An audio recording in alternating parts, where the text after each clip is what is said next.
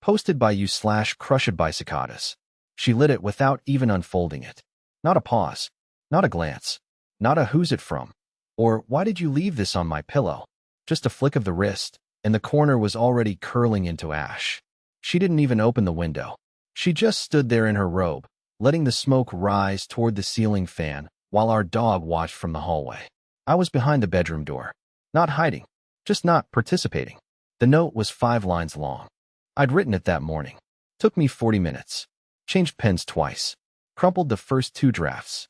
It said, "If you dance with him again, I won't bring this up tomorrow. I won't ask questions. I won't cry. But I won't be here next time either." I thought that would shake something in her. Not guilt, maybe. Just awareness.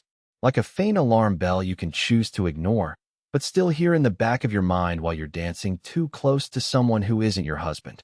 But Elise didn't read it. She just burned it, then went to the kitchen and made French toast like she hadn't committed arson to my last ounce of vulnerability.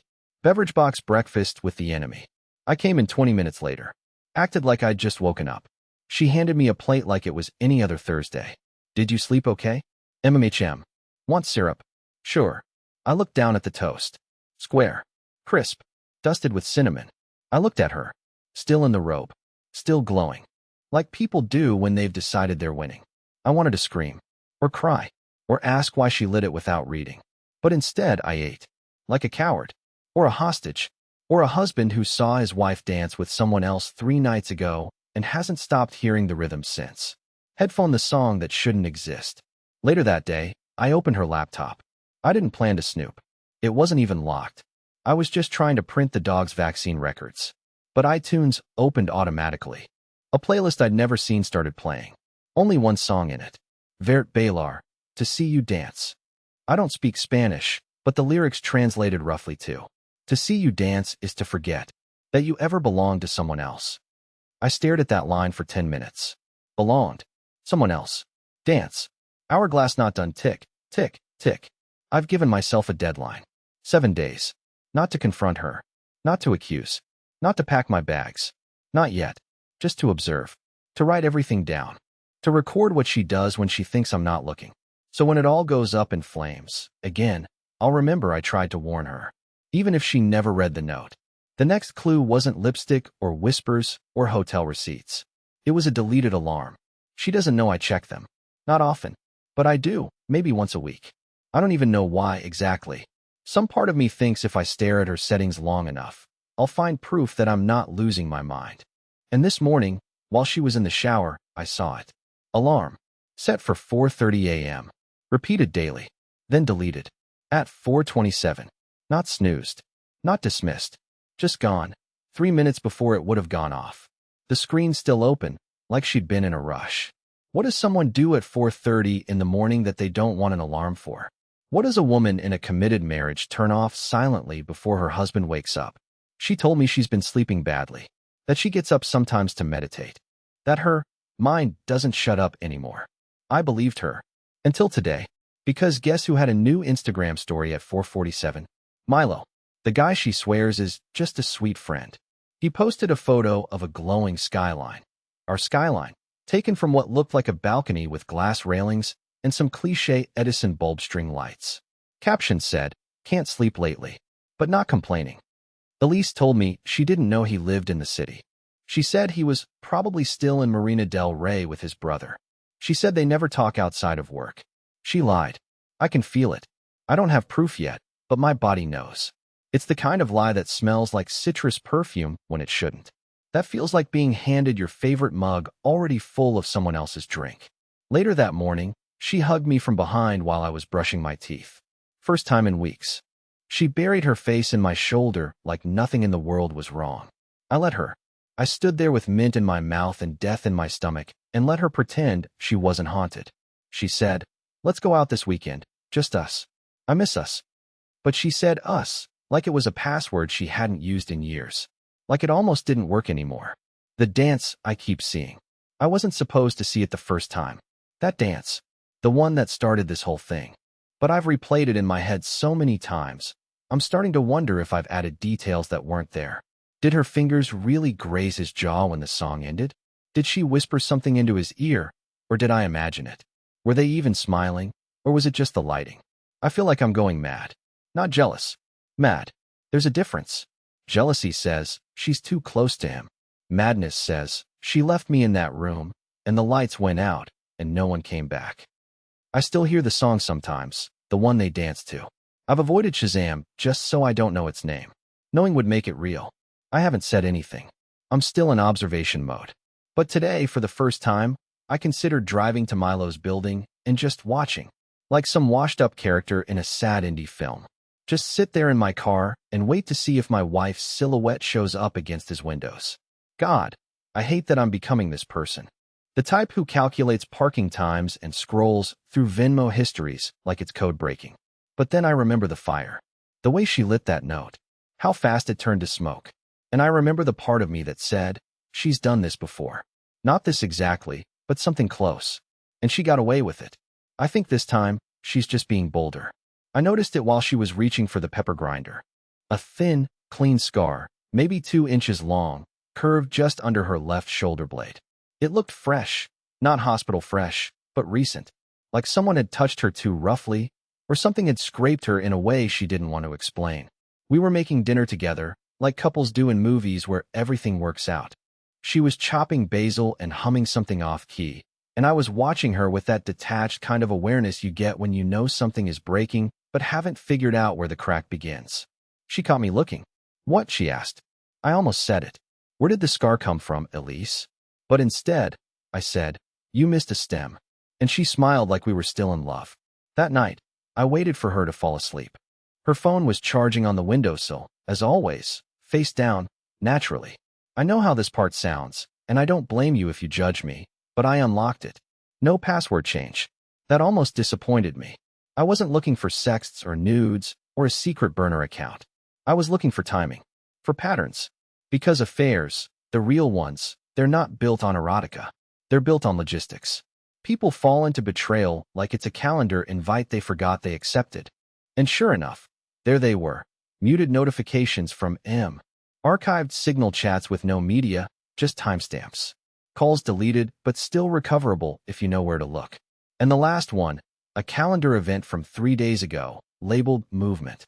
No details, no location, just the word and a time, 5:45 a.m. The same day she made French toast. The same day she burned my note. I should have felt fury.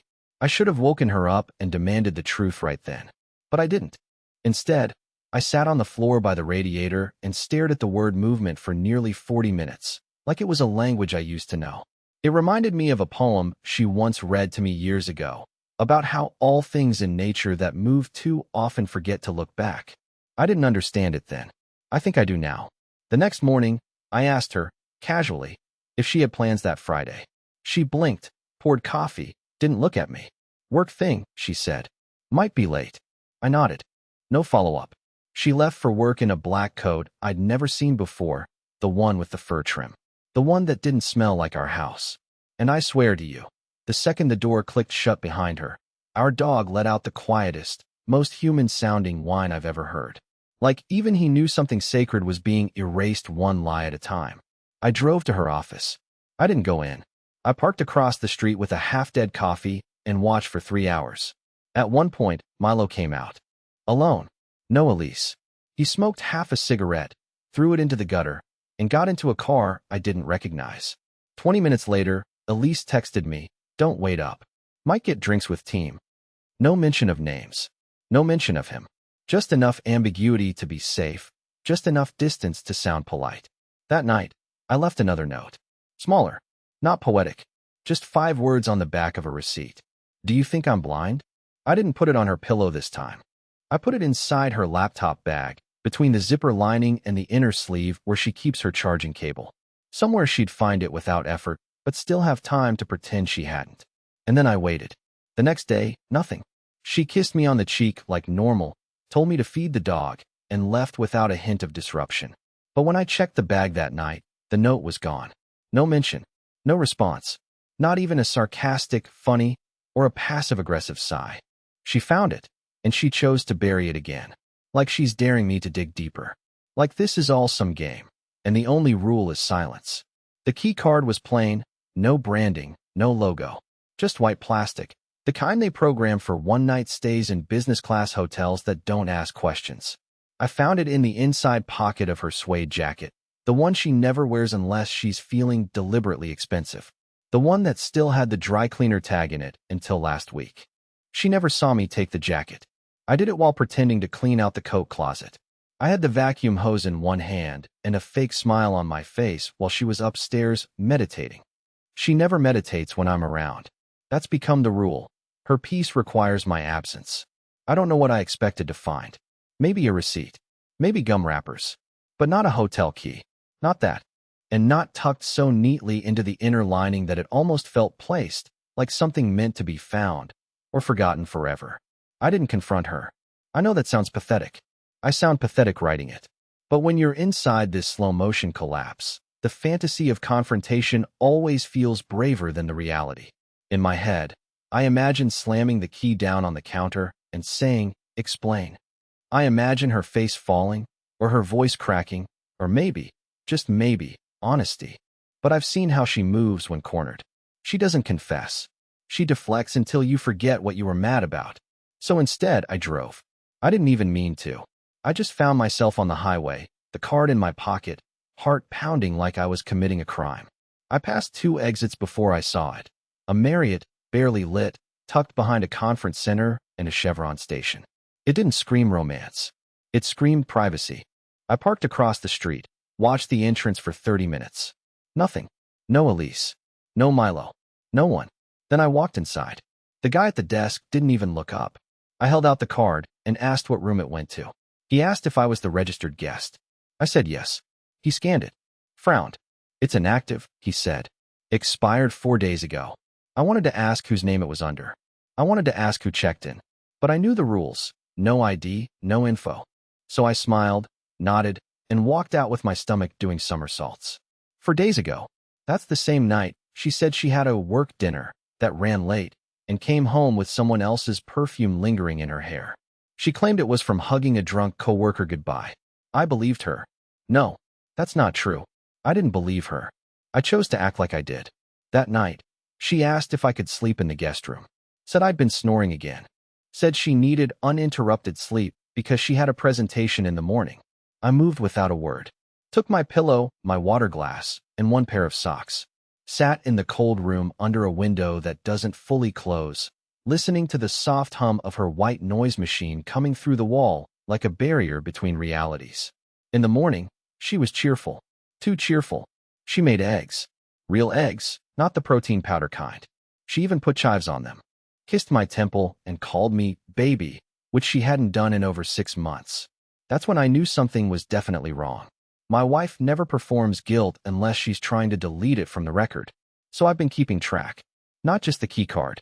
I made a folder. I have screenshots of vague text messages, voice memos of phone calls she's taken in the laundry room when she thought I wasn't home. A photo of her car parked 2 blocks from where she said she'd be. Notes on her new habit of turning the shower on for 10 minutes without getting in, just to mask the sound of a phone call or a breakdown. I'm not sure which. I feel like a failed detective in my own marriage. Gathering pieces, building a case I never wanted to prosecute. But the key changed everything. The key made it real. She came home today wearing that same suede jacket.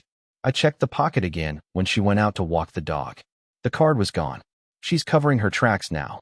She knows I saw it. And she's waiting to see what I do next. It was buried in her Google Drive. Not hidden, exactly, just untagged, unnamed, unshared.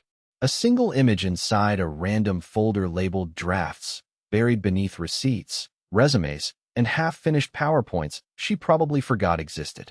I found it while backing up files from our old laptop, the one she told me to recycle last month. "It's slow and full of junk," she said. Funny. I guess junk is subjective. The photo isn't scandalous. Not in the way you'd expect. It's not her kissing someone or in bed with anyone. It's a picture of us, me and Elise, sitting on a park bench. Except I don't remember being there. The weather's warm. She's wearing sunglasses. I'm staring straight ahead, holding a coffee cup I've never seen before. She's looking at me, smiling in this soft, crooked way, like she's proud of something no one else knows. It would have been sweet if it weren't terrifying. Because the timestamp says it was taken 3 weeks ago, during a time when we barely spoke for 4 straight days. I zoomed in.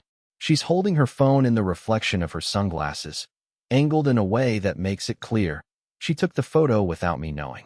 And that's when it hit me. She's documenting me. Not us. Me. For what? For closure?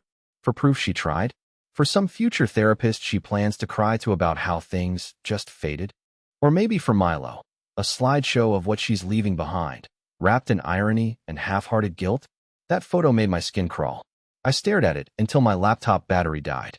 Not because it was threatening, but because it was calculated. You don't photograph a man you plan to stay with like that. You don't take quiet portraits of someone unless you're already starting to forget them. It was like I was part of a farewell project I hadn't consented to. Later that night, I brought up something trivial at dinner, some article I read about memory. I said, "Isn't it weird how the brain can block entire weeks out?" She didn't flinch, just said, "Yeah, I forget so much lately," and took another bite of her salad. I wanted to ask her where we were 3 Saturdays ago. I wanted to see if she'd lie. But instead, I asked her if she remembered the bench in Adams Park, the one under the jacaranda tree. She blinked twice, chewed slower, and said, "Oh, yeah, with the homeless guy who feeds pigeons." Why? We've never been to Adams Park together. I only know about it because I found a location tag attached to one of her deleted Instagram drafts while I was going through the app's data cache. She's been careful, scarily careful, but not flawless. Now I'm starting to think there are entire days I've lived through that weren't really with her. Days where she showed up, smiled, and disappeared behind a mask so good I didn't know it was hollow until weeks later. I'm not even sure I remember the real Elise anymore. Just fragments of her. The way she used to hum when she loaded the dishwasher. The way her eyes used to go glassy when she talked about death. The way she used to draw spirals in the fog on the bathroom mirror. Those things are gone now. Her silence has become a second language. 2 days ago, I found a charger under the guest bed. Not mine. Not hers. Different brand. Short cable. Smelled faintly of cologne. I asked her about it casually, said I might return it to a friend. She barely looked up from her email and said, "Must have been from when my brother visited." Her brother lives in New York. Hasn't set foot in our house since our anniversary last year. I put the charger in a Ziploc bag, labeled it, dated it, tossed it in the shoebox under the bed, next to the printout of the Signal chat logs, the photo, the key card, and the note I left that she never responded to. I don't know what I'm collecting this for anymore. A confrontation? A lawyer? A story? Or maybe I just want someone to believe me when I say, this didn't fall apart out of nowhere. She loosened every screw one by one, and I felt every turn. The worst part? There's still a part of me that wants her to stop, that wants her to look at me and say, "You're wrong." I'd never. Even if it's a lie. Because I'm not ready for the truth to be worse than the paranoia. It wasn't her laugh that bothered me. It was the timing. She laughed 3 times during dinner, and none of the jokes were mine. I wasn't even speaking. I was chewing, watching the way she scrolled through her phone with one hand under the table and a half-smile forming before her screen even lit up. That's how I knew the message preview didn't matter. She already knew who it was, and she already knew what it would make her feel. The worst part? She tried to include me in it. "You know how sometimes people just text the dumbest things at the exact right time?" she said, grinning without looking up. "Milo's got that sixth sense or something." I nodded, took a sip of water, pretended I wasn't slowly choking on my own silence. But it wasn't silence anymore. Not really. It was something else. Something sharper. Like static behind glass. That invisible, suffocating sound of knowing too much and saying too little. I've been living in it for weeks now. Maybe months. I think what's breaking me isn't the betrayal itself. Not even the deception. It's the fact that she's trying to rewrite our shared reality while I'm still standing in it. Like I'm some character she's editing out in real time. I keep catching her moving things around, subtle things. Framed photos disappearing from bookshelves. My favorite mug suddenly cracked and thrown out. The lamp I bought for her nightstand quietly replaced with one she claims she's always had. The other day, she called me James. My name is Jules. It happened fast. She was leaning over the sink, drying her hair with that old t-shirt she's kept since college, and I asked if she wanted tea. She said, "Sure, James, peppermint if we still have it." Then she froze. A perfect, split-second freeze like a bad actor in a play who just realized she skipped 3 lines. She corrected herself immediately, added a laugh to smooth it over, Said she'd been reading an email from someone at work. But I wasn't born yesterday. I saw the panic flash behind her eyes. That name didn't come from her inbox. It came from her mouth like it had been there before. I didn't confront her. I went into the pantry, found the peppermint tea, and boiled the water like nothing had happened. But something had.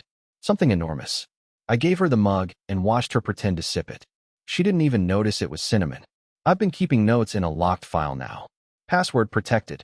Backed up to 3 drives. Not because I think I'll need them in court or therapy, but because I'm starting to worry that I'll forget. That this slow erosion of facts and names and objects and meaning will eventually wear me down so badly that I'll believe her version of events instead of mine. She's already rewriting history in tiny edits. 2 nights ago, she told me we never went to Vermont for our 3rd anniversary. That I was mixing it up with the Oregon trip. But I still have the snow globe from the cabin gift shop. Still have the photo of her wearing 2 pairs of socks and complaining about the fireplace smoke. Still remember the fight we had in the parking lot about whether it's okay to leave your phone charging overnight. So why did she lie? To cover for a different trip? Or to convince me the past we built together is somehow full of holes only she gets to patch? I can feel it. The way she's gently pulling the rug. Not all at once. Just a few threads at a time. Enough to make me dizzy, not enough to make me scream. Not yet. Today, I placed an old framed photo of us, the one from our Iceland trip, standing by the black sand beach, back on the nightstand where she used to keep it. I didn't say anything, just set it down while she was in the shower. 10 minutes later, I passed the bedroom again. It was gone. She hadn't thrown it away. She just quietly tucked it in the bottom drawer of the dresser under some old scarves. Like it didn't belong anymore. Like I didn't. And that's when I realized something I haven't said out loud. Not even in this diary of digital grief I'm building. She's not waiting for me to confront her. She's waiting for me to leave on my own. So she doesn't have to be the villain. So she can say I gave up. And in a way, I think she's right. Because if I stay much longer, I won't even recognize who I was before this began. There was something eerie about coming home and finding the front door unlocked. Not wide open, not damaged, just quietly unlatched like the house had exhaled and forgotten to close its mouth. It was raining. Not heavy, just enough to darken the pavement and make the doormat feel soft under my shoes. Her car was in the driveway. The hallway light was on. The dog was asleep on the stairs, tail twitching like he'd had a busy day keeping secrets. But Elise wasn't there. I called out her name once. No answer. I checked the kitchen, the bedroom, her studio, the garage. Nothing. But her phone was on the charger. Her purse on the counter. Her shoes, the heeled ones with the red stitching she wears when she's dressing for someone else, tucked neatly by the front closet. She hadn't gone far. Or she hadn't meant to leave. Or maybe, and this thought chilled me in a way I can't explain, maybe she wanted me to wonder. I sat on the couch and waited. An hour passed. Then 2. I didn't text. I didn't call. I didn't panic. I just sat.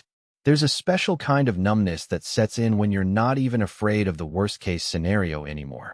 Not because you're brave, but because part of you has already accepted that the thing you feared most has already happened. I wasn't worried she'd been taken. I wasn't worried she'd been hurt. I was worried she'd be wearing his sweatshirt when she came back. At 10:14 p.m., the bathroom faucet turned on. I hadn't heard her come in. No door creak. No keys. Just the water running upstairs like she'd been here the whole time, and I'd been imagining her absence. I walked up slowly, each step feeling heavier than it should have. She was brushing her teeth. Hair wet. Hoodie on. Not mine. She looked at me in the mirror like I was interrupting a scene she'd already rehearsed. Hey, she said, mouth full of toothpaste. You scared me. I got home at 6. She blinked. Rinsed. Spit. Really? I thought you were working late. It wasn't a question. It was a redirection. Elise, I said. The front door was unlocked. She didn't even blink. Oh, she said. Weird. And then she padded past me, down the stairs, and turned on the TV like we hadn't just staged an entire act of domestic gaslighting. I didn't follow her. I sat on the edge of the tub and stared at the spot where the sink still dripped. I don't know how long I sat there. Maybe 10 minutes. Maybe an hour. But eventually I went back downstairs. She was asleep on the couch, one hand curled under her cheek like a child. The Netflix menu was looping. She looked peaceful. But that's the thing. She always looks peaceful when she's hiding something. Peace has become her armor. And then I saw it. Her wedding ring. Sitting on the coffee table. Not lost. Not misplaced. Just set down, deliberately. Like it had been bothering her. Like it didn't belong on her hand anymore. That was the first night I cried. I don't mean a single tear down the cheek, cinematic sadness. I mean ugly crying. The kind that shakes your whole body and makes your lungs forget how to work. I cried in the dark corner of the kitchen, curled between the fridge and the pantry, because I didn't want her to hear. Because I still wasn't ready to make her the villain. Because part of me still wanted her to love me again. And when I finally stood up, I did something I hadn't done in months. I opened the notes app on my phone, and I wrote, "If you walk away from me slowly, I will still chase you. But if you turn and walk back toward him, even once, I promise you, Elise, this version of me will never answer the door again." I didn't send it. I didn't leave it on her pillow. I saved it in a folder called Almost. That's where all the letters go now. The ones I write in my head. The ones I dream about saying out loud. Letters to the Elise I married. The one who used to kiss me in the middle of grocery store aisles just because she liked the way my eyes looked under fluorescent light. The Elise who once called me at 3 a.m. because she'd had a dream I was drowning and wanted to hear my voice just to be sure I was real. That version of her is gone. But I haven't told her that yet. Because I think she still doesn't realize I know. That I've always known. And I'm just waiting for her to either admit it or finally disappear for good. She came downstairs like a stranger in her own home. Slow steps, cautious glances, a practiced calm that didn't match the storm I knew had been building behind her eyes for weeks. It was Sunday morning. Late. The kind of lazy gray morning meant for French press coffee and crossword puzzles and maybe a nap before noon. But we hadn't done that in a long time. We hadn't been us in a long time. She was wearing the hoodie again, the one I never asked about, the one I knew wasn't mine. She didn't hide it this time. She didn't say she found it in the back of the closet or that it was her brother's or a thrifted thing from before we met. She just wore it like a name tag. And I let her. Because I wasn't angry anymore. I was done trying to pull her back into a house she already ghosted from. "Coffee?" I asked. She nodded, surprised. "Sure." I poured her a cup. Made eggs. Toasted some bread. The dog sat by my feet like nothing had changed. Like this morning wasn't a quiet funeral for a marriage we'd both stopped showing up to. I set her plate down gently. No words. Just breakfast. She stared at it for a moment, then at me, like I'd done something dangerous. But I hadn't. I wasn't planning to yell. I wasn't here to interrogate or unravel or accuse. I was here to let her go, with kindness. She picked at the eggs. I watched the steam rise from my own plate and thought about how far we'd both drifted from the version of ourselves that once sat on a cabin floor in Vermont, eating pancakes off a camping stove and laughing about burning them. Funny how we never notice the good parts when we're in them. They're just normal then. It's only when they vanish that they become sacred. I finally spoke. "I know, Elise." Her fork froze midair. She didn't ask what. She didn't pretend. She just stared at the fork and said softly, "I figured." I nodded. "It's okay." And it was. Because the worst part wasn't the cheating or the lying or even the quiet cruelty of watching someone fall out of love while they pretend they're still in it. The worst part was the waiting. Waiting for honesty. Waiting for a confrontation I didn't want. Waiting for her to either come back to me or leave without slamming the door. But I wasn't waiting anymore. I was here. Awake. Alive. Breathing again in a house that had been holding its breath for months. "Elise," I said, "I'm going to pack a bag. I'll stay with my brother for a while. You don't have to explain anything. I don't need the details. I just think we both deserve space to be honest." She didn't cry. That surprised me. She looked like she wanted to, like a pressure valve was about to burst, but she didn't. She just nodded, eyes glassy, and whispered, "Thank you." There was no shouting. No plates broken. No dramatic final kiss. Just two people realizing they'd already ended and choosing not to make it worse. I packed that afternoon. Took my notebooks. My backup drives. The shoebox full of silent evidence that no longer mattered. I didn't leave a note. I didn't need to. The dog came with me. She didn't fight me on it. The guest room at my brother's place smells like old guitar strings and cologne, but the air feels different. It feels like mine. I sleep better now. I cook for myself. I read without checking her timestamp locations. I laugh, really laugh, at things that aren't coming from behind a locked phone screen. Last week, I walked past a park bench and felt nothing. No grief. No confusion. Just peace. It was beautiful. And empty. And exactly what I needed. I don't hate her. I don't wish her harm. If she finds joy with Milo or James or whoever he really is, I hope it's real. I hope it lasts. But I hope she remembers that someone once made her French toast in silence just to make the leaving easier. And I hope I remember that surviving something quietly doesn't make you weak. It means you were strong enough to carry the weight without dropping your soul along the way.